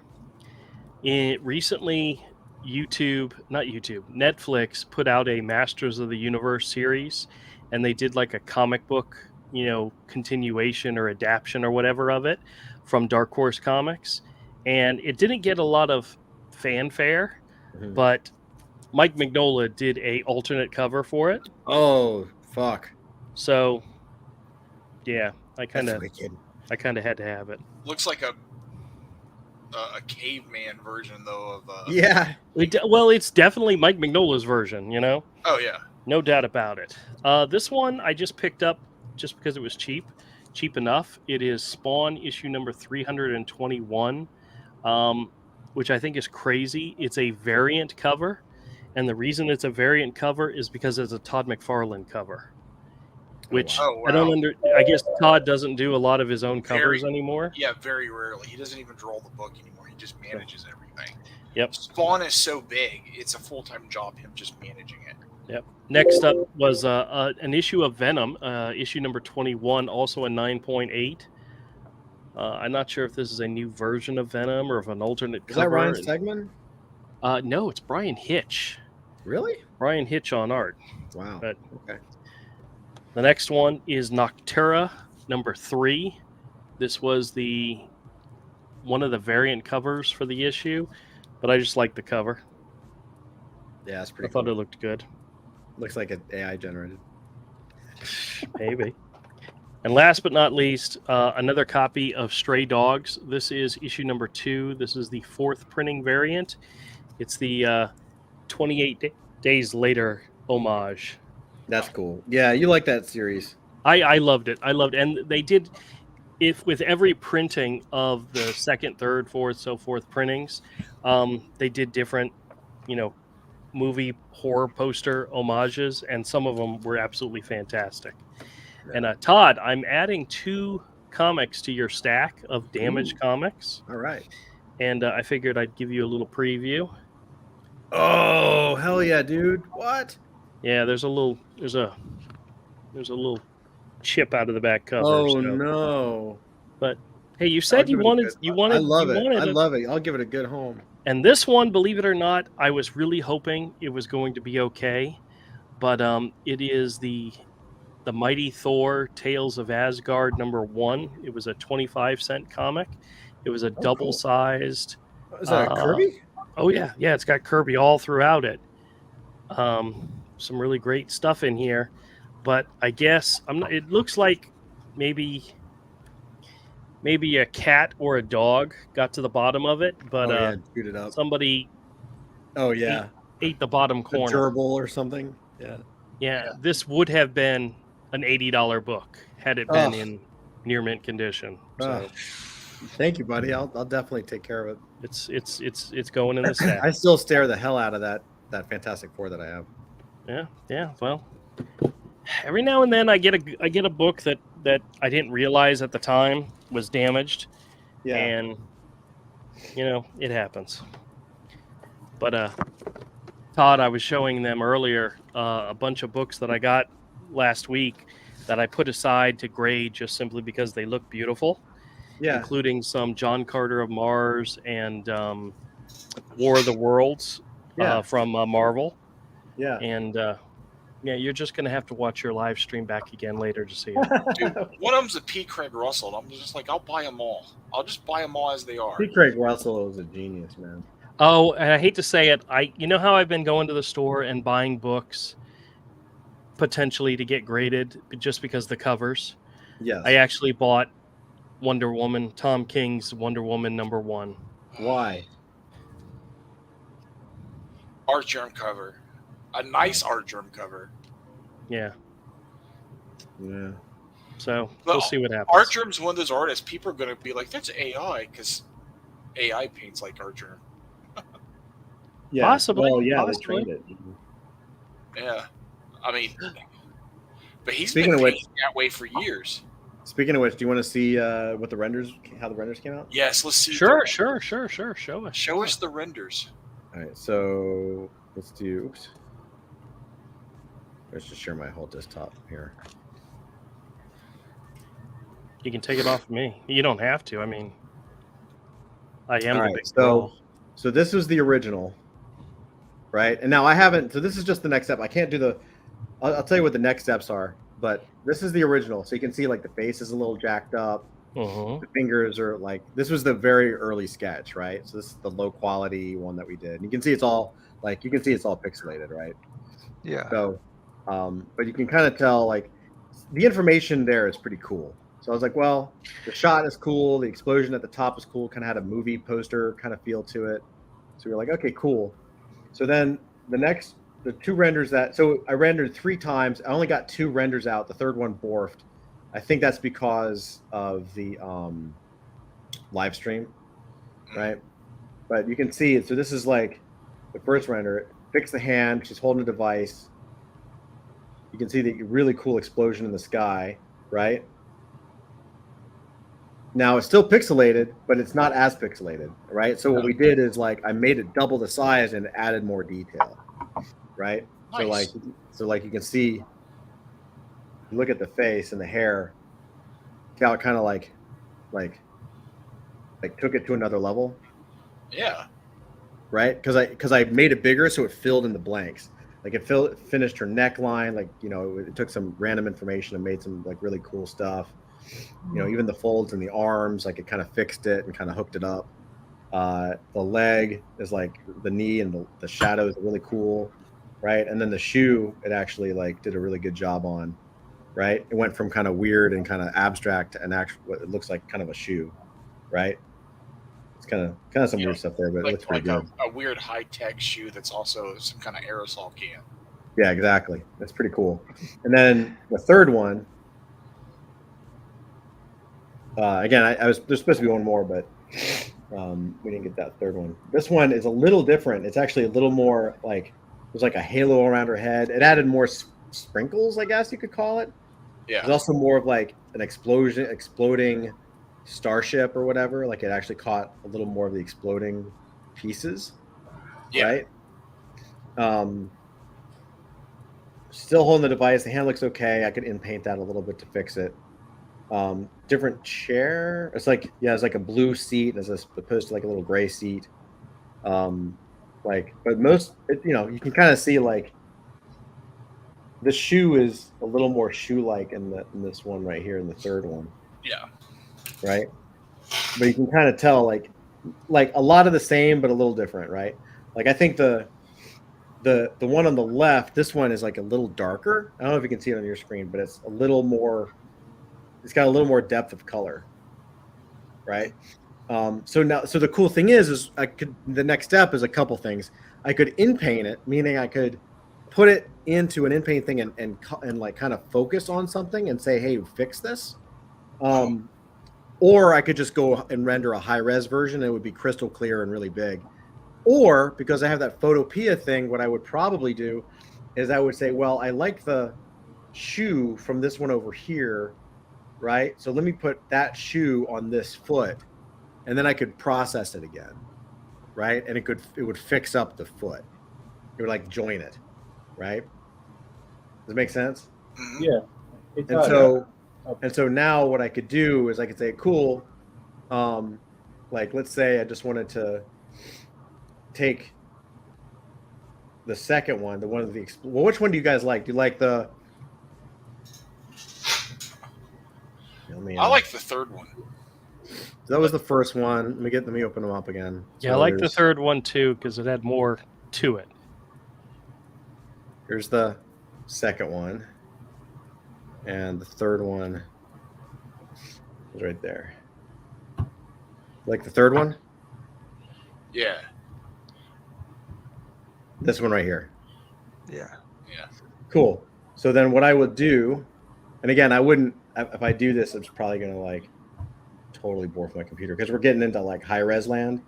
But basically I select it and I say, cool, this one. And then I'm going to move it over into in-painting, right? And so it's going to upload it into in-painting. And then basically what I can do is I could like draw out, like if I wanted to fix her shoe or fix her foot, fix her hand, I could do whatever I want. Let's say I want to fix her hand a little bit, right? So I just like select it and kind of do that. And then maybe I want to fix her shoe maybe, just to see what happens. So I'm just going to select the area. You don't have to be all special with it. Everything else looks pretty good, right? And then make sure that it's only the masked area is hooked up. And then I want to make sure I'm actually going to lower this size because if I don't, it's going to crush the system. And then denoising strength, I don't want to change too much, just a little bit, so 0.45. And then I would render it. So I can render it, and again, this might take some time because of the system, but it'll make batch count 3, so it'll make 3 variations, or however many the GPU can handle. So, right? so So you can actually select, you can actually outline different parts of the body and. Yeah. Yeah, if it's a busted nose, you just select the nose and it'll re-render the nose. Hey, totally unrelated question. What Yeah. version of Python are you using to run this? Whatever installed on my computer. I think it's, if I look at the bottom, I think it's 10.6 something. Python is 3.10.13, but I'm on a Mac, so. All right, because I'm having trouble installing. I think it's good. I think it's because I keep installing the wrong versions of Python. So I just did it through my terminal and it did it automatically. I didn't do I'm on a PC, so it's a little more complicated. Mm-hmm. You remember those old "I'm a Mac, I'm a PC" commercials? Oh yeah. Well, I'm the PC guy, all the way. I know. I'm about to be. I'm going to be asking you questions about it because I don't really know shit about it. I wish I looked like Justin Long, but you know, I'm afraid I don't. Yeah. So what's cool is for this one, we'll just. Why are you giving up on your Mac? I'm not. It's just that, like, I love my Mac, but because if I go deeper into Stable Diffusion, like if it becomes a part of my production pipeline, GPUs suck. It's gonna go so much faster if I. Mac has not kept up with graphic processors. All right, so check this out. So, can you see the shoe difference and the hand difference? Oh, yeah. So it kind of fixed it. I know it's small, but we'll just kind of keep your eye on the shoe and the hand, and I'll go through the different ones. So you see how it changes? Yeah. That one kind of gave it a weird. That's kind of cool looking. And then the third one, I turned it into like more of a device, which I don't think is the right thing. Yeah.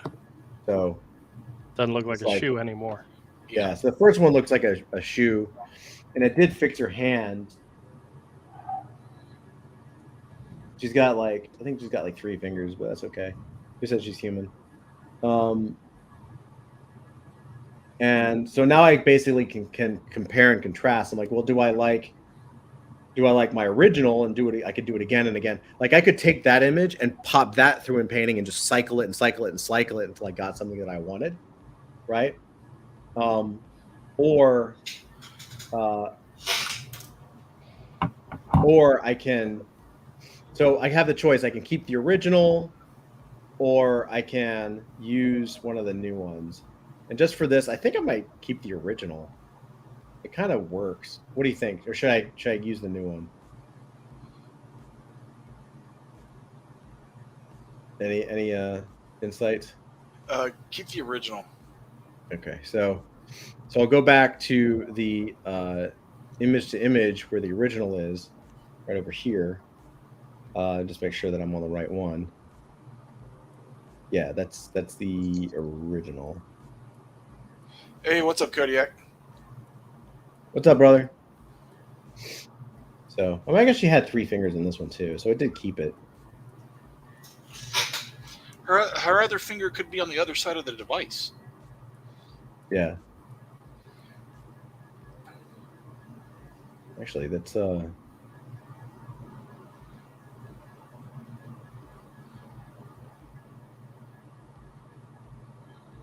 was the original. This is where I started getting confused. I got to make sure that I do the right one. That's right. The original had like too many fingers up here too. No, that was the different one. Damn it! I got to find the original again.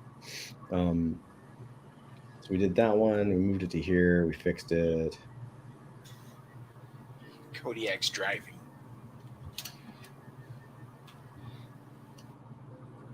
Don't crash. This one. All right. All right. So I want to take.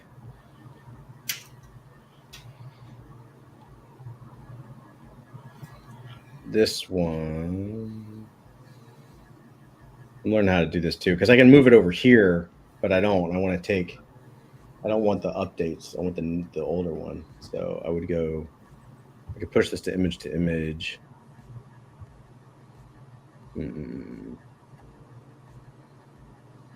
Not sure why it's not showing me the other renders from my image to image. It's keeping the in paint version. So how do I want to do this? Well, for demo, I'll just do this. Let me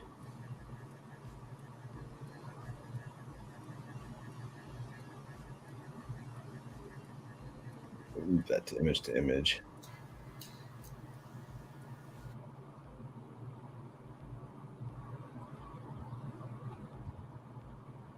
And then I'm not actually sure how to. So I could send it to Photopea. There's a new button there. That's cool. I'm just trying to think because it's not showing me. It's not keeping the original because I pushed it. So I'm wondering.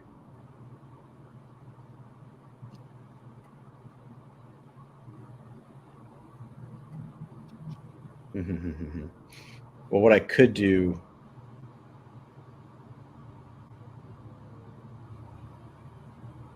Send that back to in paint. And then maybe not render it. Maybe I'll just. So what I would probably do is re-render it without drawing, and then it would just give me the render, and I could push it. So the next step is extras. So what I can do, that's what I can do. I can just take, because I downloaded the image, right? So what I can do is I'll just take it and I'll drag it right there. So there's the source image. And now I can upscale it, right? I can do, this one actually works really well for this. It's just a specific upscaler. And that's really all you do. I don't have to do too much. And then I'm just going to hit generate. And it should, without crushing my computer, hopefully. Now it's generating like a high-res image of it. Glad to see you, Kodiak, brother. Like, I'm glad you're back. Good to see you, man. Or hear from you, or see your name. All right, so give this a couple minutes, and it'll... there it is. Boom, done. All right, so now I'm going to download it, and I'll just call it image 4. So this is sort of the high-res version.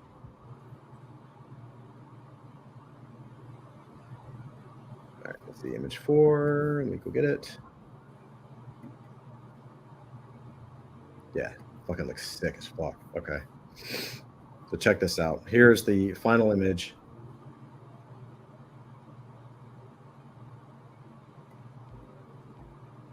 I'm going to just make it big. Blow it up. Right. Oh, that's really detailed. And again, I could have gone in and done more with the hands and re-rendered some things. Yeah. Right. You could still take that into Photoshop and do some hand painting. Yeah. And if I really worked in it, like it's still, if you looked at it really close, like really close up, it still looks like it's pushing paint around. Right. Which is kind of a function of the model that I'm using. But it's sharp enough that like, yeah, you could go in. Basically, what I would do is if I really wanted to keep this image, I would take it into Photoshop and tighten it up and then bring that image back and then re-render that image, right? Like I could go into Photoshop and fix, or Photopea, I guess, and fix all this. You see how it's kind of wonky, right? It's very like generative. So I would go in and I could fix that up and tighten it up and paint it a little bit, right? I don't know. I paint and draw like that. Yeah. Well, that's what I'm saying. If you really wanted it photorealistic, though, you could go in and cut it up and fix it, and then you would just push it back into the system, right? It's pretty cool, right? Yeah. And you get like a really gorgeous image, right? And it's just like, I mean, it's pretty much ready. Like, again, you know, if you really wanted to, you could use this as your base, draw the model out, and then keep the information you wanted, so you could even use the paint. Yeah. You know? It's pretty sick. Yeah, but how many people are just going to scribble their name on it and say it's done? Well, yeah. I mean, even if it was, it still looks great. You got to remember, like no one's gonna do this. You know what I mean? No one's gonna like go this much in to see the squiggles like that. You know what I mean? What they're gonna do is they're gonna see it in a book like that and be like, "Holy shit, it looks just super tight." Yep. You know, like even this close, like it looks pretty good. Like you can't really see anything, right? Like if you saw this as a poster, it'd be pretty good. You know? Yeah, you'd be like, "Oh, I'm going to read that anime." Yeah. And the other thing I'm curious about doing, and I want to play with it a few times, is like collaging, right? Like what if you actually pop these in as like a collage piece or something, right? Mhm. Like you have your sketch, your pencil sketch here, and then these are like collages of planets, and it's kind of all fucked up looking, but then you process it and it gives it like a really good cinematic. I think the job that's going to be gone is coloring, because I think we'll be able to take our panels and push it through here and absolutely crush it, and it'll already do that. I think it would already color your black and white art. I'm going to test that. Oh, wow. Like what if we took that sketch, Avery, that we drew of Dead Step, and pushed it in here, and we're just like, color it. Right? Yeah. Like you might get something that's as beautiful as this in your color. You've already got it, and already train it what Dead Step looks like and what his color scheme is. Right. And then you tell it, oh, this lighting, because this is going on. That's right. Like I think it's very close to. Or do a crude coloring on it, like real quick crude coloring. Yep. And it makes it, and stick it with an AI background together in the figure, and then push it through. Yeah, I mean, you see, like, what's so cool about this is that we're not, and what I've showed you is just the tip. Like, if I wanted her arm out, Just the tip. If I wanted her arm out, like if I wanted to point that remote control at you, I believe I could actually move that into ControlNet and move her arm. Like say, no, I want her arm out, and it would re-render her arm out. Right? Oh, like cool. you can change like a lot. You're sketching with AI, which is just nuts. Yeah. So that's what I've been doing this week. I have a lot of playing to do with it. I really want to kind of master it, and it's going to take me at least another 2 weeks before we start doing models. Huh? Don't go blind. I will say you got to get used to a lot of pornography if you're going down this route. I felt this. You know what it is? Avery, do you remember when Poser kind of first came out? Yeah. And like I got into Poser because I was like, oh my God, I can pose my characters. And it's going to save me a ton of time, because for me, that was the most time-consuming aspect of drawing, right? And so I started messing with it. I was like, oh, maybe I could create my own model. And I started going on to all those online model places, and it was just so creepy and weird that I was like, I just avoided it. So yeah. I still used it. I still used the base model. I still do, but like I just could never get into it. And so with this, I'm having to get over it because the artwork is so good, but good Lord, man. Like if you wanted to, I will tell you this, like, this is not this is Romel's point, like area. So I'd be curious what he says, but like everything on OnlyFans is fake. like what they're doing now is like the girls that are doing that stuff is super smart. And it's going to trickle into other jobs too. I think like newscasting, but what those girls are doing now is most of them are still doing the, performing, right? But what's happening now, there's agencies and dudes basically that know Stable Diffusion, that know how to do deep fakes. And they're now like using bots to chat in their own voice with potential customers. And then they're generating images and then deep faking the girl's face on those images. So it looks like they're always doing poses. And then you can also deep fake movies too. So sooner or later, you won't really have to do any of the acting, right? You'll just have an AI that does the stuff for you. I've been saying that for like months, you know. Yeah, and I think. Go ahead. Sorry. Yeah, I mean, like I said, I said this many times before. I said this many times before. You know, probably you and I, all of us here, are probably going to be. I mean, by the time we're probably not that much older, we're going to be telling. Well, you'll be telling your daughters, and I'll be telling my imaginary children. Yes, I'm. Anyway, that back in my day, actors were flesh and blood. Yeah. Or we could say, I remember the last generation of movie stars, because it'll be like, if you want to make money, get your hands on the digital rights, and you can license that shit for the next 100 years. There is a side hustle right now that I think you basically could get rid of every makeup artist on broadcast television, because I could take your face, right, make a full 3D turnaround in Midjourney, Stable Diffusion. I could make a full head turnaround, take photos of your head, get you into Stable Diffusion as a Laura, give you make you look great, and then deep fake your face on you on your nightly broadcast. So if you were a local news anchor and you have to sit there with all the makeup, you don't have to worry about that anymore. I can deep fake a version of you, a better looking version of you on that. And not only you're like, well, what would that do? Well, it means that I think we're now going to see there's a generation where news anchors or commentators or hosts are not going to age out of their roles, right? Because you could be 75 years old, but as long as your hair is dark, which most actors keep anyway, they just kind of dye their hair. You could be 75 years old on a news anchor, for example, or a film or whatever, but you are still playing yourself or presenting yourself as a 35-year-old or a 40-year-old. There's no age anymore for video. So I think there's a huge opportunity as a side hustle to go around to all these local anchors and being like, hey, how much do you pay a makeup person?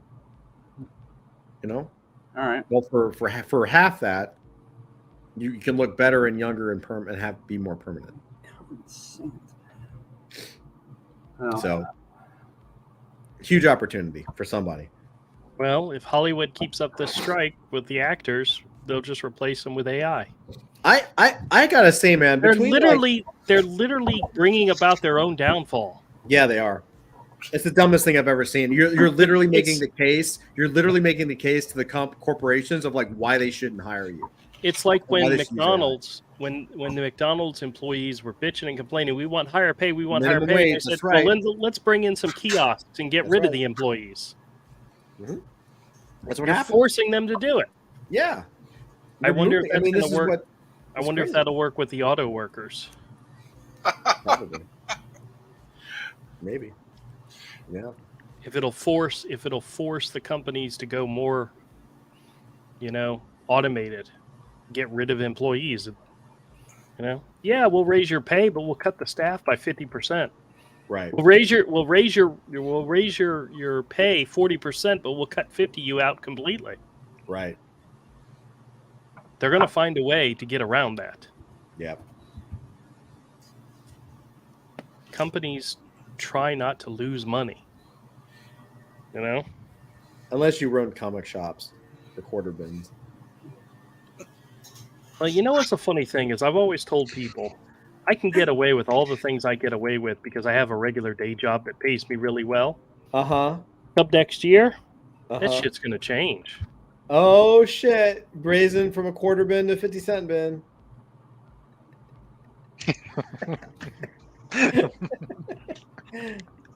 Take advantage of me now while you can. That's right. You could do the sale, the quarter bin increase price. Todd's never going to get another good deal at my store ever again. Oh. Anyway, well, there was something I was going to mention, and I've already forgotten it. Yeah, that's fine. Damn it! That was something good too. Well, anyway, so Todd, I mean, I'm still installing, and I'm probably going to have to do it again. But I think for now I'm going to continue to use Dream just because it's easier to use. But I think future projects, once I'm a little more familiar with Stable Diffusion, I'm going to start using that. I just hope my PC is powerful enough to do it. But no, it does take time. I've had to overcome my own bugs and system issues, and I've had to look up things. Like it's cutting edge. You know what I mean? You get the benefit is like, there's pros and cons. The pros are you get full control. The con is that it's open source and you're kind of responsible for your own machine. Well, like I said, I mean, I'm working on a project right now where I'm combining AI images with like AI text. And a lot of the images I'm going through, I mean, is that I'm looking at it and it's like, they're beautiful except for the hands. And there's a bunch of things I'm going to have to rerun through Dream just to see if I can get hands. Don't look like they've been put through a blender. But I will say this in October. Yeah. So OpenAI, ChatGPT, DALL-E 3 they announced DALL-E 3. DALL-E 2 was kind of shit, but DALL-E 3 is pretty batshit crazy. So check this out. So this will be in ChatGPT. So this is something Dusty will be able to use, and we'll obviously be able to use this. But let's see. So this is DALL-E 3. So what's crazy is this one. This one blew my mind. So the prompt is, what's crazy about DALL-E 3 is that it understands natural language and it takes in everything. So it doesn't drop words. So this prompt is literally called an illustration of an avocado sitting in the therapist chair saying, quote, "I just feel so empty inside with a pit-sized hole in its center. The therapist, a spoon, scribbles notes." That's incredible. It nailed it. Not only did it nail it, but the text is perfect. The text is perfect. It looks like a cartoon from the New Yorker. Yeah, it nailed it. And just to show you what else it can do, like, listen to this. So see this image right here? Right? The prompt was huge. It was the sidewalks bustling with pedestrians enjoying the nightlife, a bustling city under the shine of a full moon. At the corner stall, a young woman with fiery red hair, dressed in a signature velvet cloak, is haggling with a grumpy old vendor. The grumpy vendor, a tall, sophisticated man, is wearing a sharp suit, sports a noteworthy mustache, and is animatedly conversing on his steampunk telephone. Wow. And it nailed it. So you're just going to be able to write text, like a script, like forget little like one-word things with commas. You can actually write a script and put it in, and it's going to generate an image.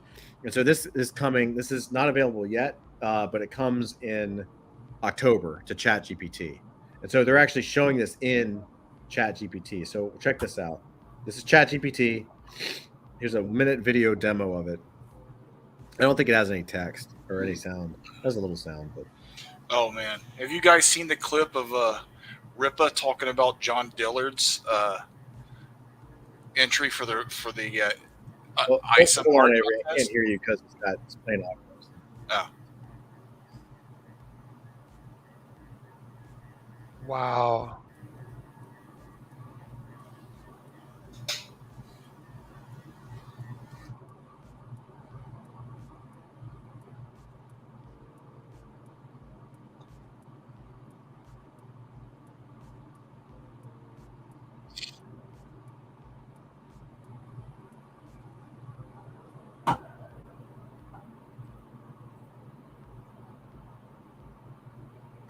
So it's literally writing and drawing the children's book for me.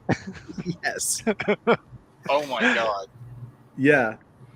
And it understands context, like it's remembering what the character looks like. Yeah. That's insane. It's insane. And so the images are great. It's going to be nuts. It's going to be absolutely crazy and this comes out in October. Insane. Like a vibrant yellow banana-shaped couch sits in a cozy living room. Its curve cradling a pile of colorful cushions. On the wooden floor, a patterned rug adds a touch of eclectic charm, and a potted plant sits in the corner, reaching towards the sunlight filtering through the window. No. Again, once you can actually reference images, like once you can say Batman jumps through the window or Devoid bashes some guy in the face or whatever. Like, it's on. Like, what everybody's going to be able to have access to tools to create amazing things, and it's going to be the people who know how to control it, like this, that are actually going to be able to make the most out of it. Well, there is one social aspect of this. You mentioned how like 90% of everything that's being made in there is basically porn, in a lot of ways, or pretty close to it. Well, there's a lot of. I mean, I'm not a fan of that particular industry for many ethical and frankly religious reasons. But think about it.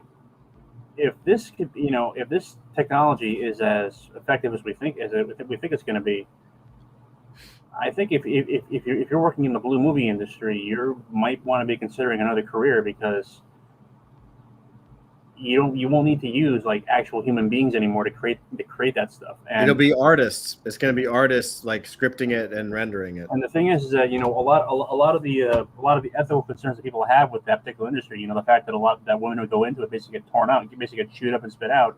Yeah. Well, what happens if you don't need actual women or men anymore? You can just. Well, that's the thing. I actually think from a psychological, cultural thing, like porn, I think has kind of messed up a lot of people, because at least the youth, because they see these really attractive people and weird doing poses, and they're doing poses for the camera, but when you're young, you kind of think that that's how it's supposed to be, I guess, right? It kind of messes you up a little bit. And I wonder, well, what happens in the next phase when, like, I mean, just from the stuff that I've seen, like the women and the men that you can render out of Stable Diffusion are perfect. Like, your perfect person, your perfect ideal male or female or whatever, like it perfect. And so when they get to the point where those things are moving and they look real, not animated, and any real person is going to be a lower drop than your ideal now in your head, right? You're going to watch all these amazing, perfectly gorgeous people, your ideals, doing whatever, your fantasy, whatever that is. But then out in the real world, people don't look like that. You know what I mean? They're not perfect. They do not look. It's too perfect. Right. And even beyond that, to like social media influencers, not even necessarily nudity or whatever, it's going to warp people's perception of what they can achieve and what they should try to be in life. That's right. Yeah, well, From fitness to beauty to everything, it's crazy. That's the thing, is that you got people like Livy Dunn, who's like one of the first female athletes to basically take advantage of the NIL rules to basically make herself a millionaire, and she's basically like a fitness influencer when you get down to it. But the thing is, she's an actual human being. You can, well, I mean, you could conceivably at some point in your life meet her in person and shake her hand. But imagine, because there actually was a woman. She recently passed away, tragically. But she took photos of herself, and she was like an attractive woman in her 40s. She took photos of herself and used Photoshop to essentially de-age herself. And she created like an online avatar in Instagram to show essentially like, images of herself with like a very mature body, but with the face of a child. I saw that. I saw something like that. There was a big scandal that people were saying like, this is kiddie porn. This is like you're sexualizing a child. She points out, that's me. I'm just like, that's me as a kid. Right. We're moving into. This is why I think NFTs are so important, because I think our generation of NFT is the very first rendering of an avatar being who you are, right? Like, again, you're going to see, I guarantee you, next year after, some celebrity, the Kardashians, I don't know, someone is going to get busted for showing amazing pictures on their Instagram account or whatever, them on a private jet, them on an island or whatever, and it's all fake. I don't believe any of it anymore. These are giant companies. Like the Kardashians is $1 billion company. They have hundreds of employees. All these photos are already photoshopped. Like there's not a real photo in the bunch. And like once you can, I guarantee you they're probably already doing it now. It's like, oh, we need Kim on the beach for this shot. She's supposed to be on vacation. And really, she's just working or something. But it's like, here I am on the beach, party life, whatever. Like, it's all fake. It's all fake. And it's a really weird thing to realize that we're actually at that point already, where I just don't believe anything at this point. Like, I've seen so much at this point. I'm like, I don't believe any of it. Anyway, good Nerd Den, man. Fucking great. Yeah. Excellent. Guys, should we send out any links, any shout outs before we head off into the weekend? Cool, guys. Great Lost job. Pages 3. There you go. Get the ash can. And Zach, thespearofheaven.com. Correct. Absolutely. Go sign up if you're watching it. Spearofheaven.com. It's really cool. You'll get chapters sent to you on the regular. It's pretty badass, actually. It's a really good concept. Andrew, where's your store located again? Somewhere in Jacksonville. Cool. Just look for the fat man and the dumpy, what do you call it? It's like The Beach market. Boulevard Flea Market. Beach Boulevard Flea Market. Is that what I should say? Sure. It's actually a beautiful store. It's probably one of the nicest comic shops I've been in the South for sure. It's a really cool shop, and it's kind of like unfortunately, Andrew has great taste, which makes it an extremely dangerous place for people like Avery and myself. You know, what's really funny is somebody reached out to me about they wanted to let me know that I won an award, best comic shop in Jacksonville or something. Oh yeah, really? And I'm like, nah, it's all right. You turned it down? I just never responded. Andrew. It's one of the. It's not real. It's not real. How do you know if he didn't respond? How do you know it's not real? Out of all the comic book stores in Jacksonville, there's no way my store is the best. So I'd rather earn it. I'd rather earn an award like that, not just have somebody trying to give you an award, and you were like, you just don't respond. Yeah, nah, it's all right. Maybe next time.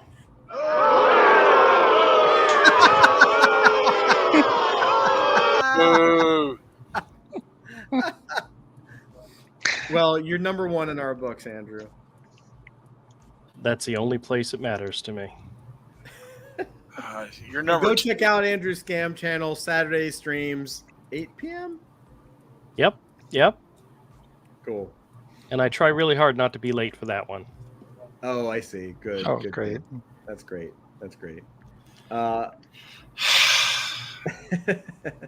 Well, love you guys. Thank you guys for showing up. Cross, good seeing you. Kodiak, always good seeing you.